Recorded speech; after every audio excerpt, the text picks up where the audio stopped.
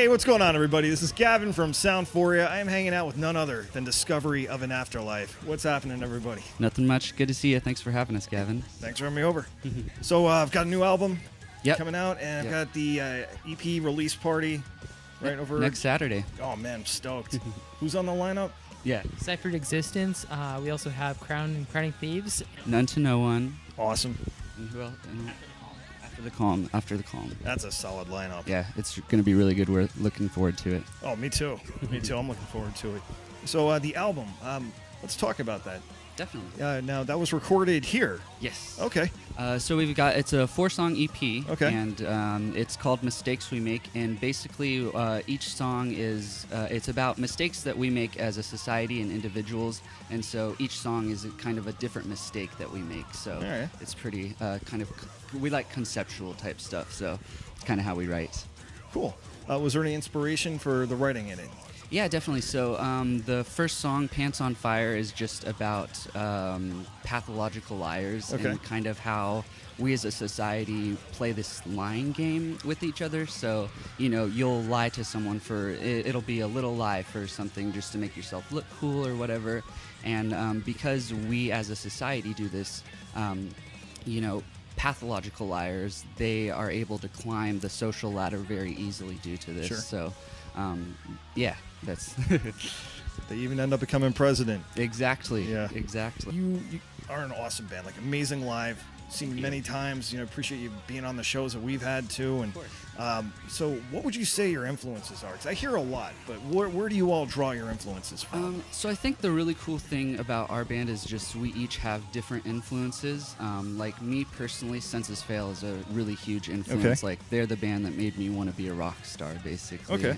Right on. I know Dan and Josh are really big Tool fans. Okay. And Jane, Protest the Hero, is a pretty big influence on her. I think you might be able to hear that in her guitar playing. Sure. So, yeah. Definitely hear that. In fact, I think the first time I caught you was over at the Rebel Lounge. Might have been 2 years ago. Yep. So, I remember that one. I was like, who the hell is this? This is phenomenal.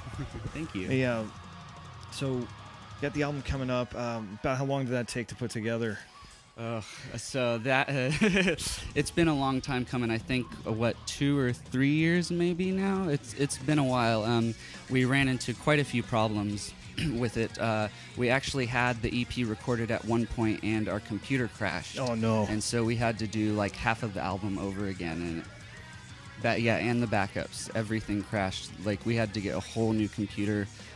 We took the computer that had crashed to Geek Squad, and they kind of screwed us over. Oh no! Yeah, it was not a fun time. Hashtag fuck Geek Squad. Yeah, they deleted the whole album, which was exact. Man. Your expression is pretty much exactly what we were doing. Dude, oh my god. Wow. Okay, so also you didn't have anything like a Google Drive or Dropbox? Nope. Shoot, I'm sorry, man. I had an external, which they deleted off the external too. So everything's gone.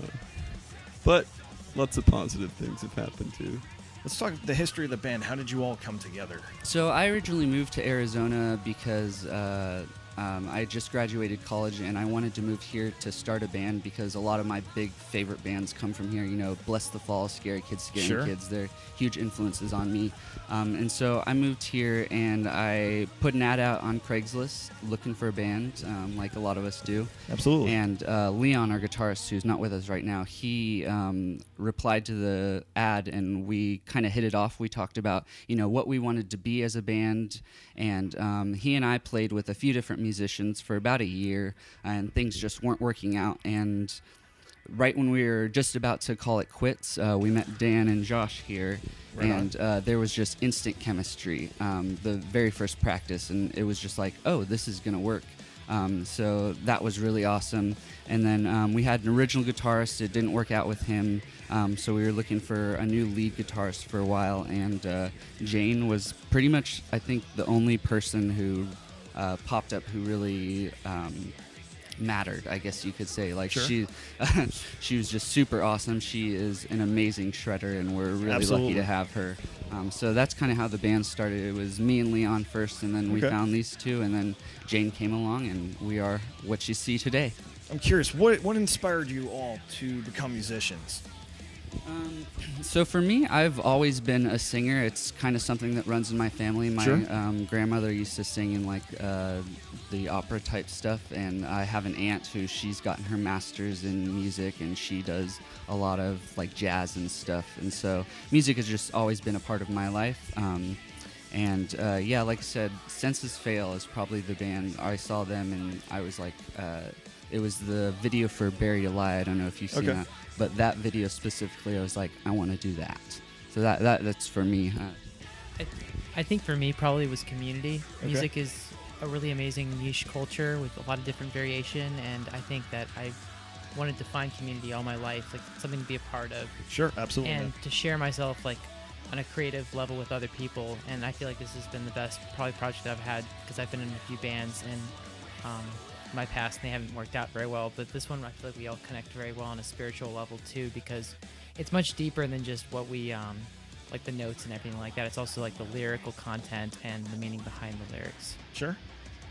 I get that too. You have the sense of community and whatnot, especially here in Phoenix, just Arizona, like the entire music community. Like, I get it, man. It's just being part of something bigger and what have you. So, Yeah, the community has definitely been a big draw since becoming a musician. But I started out.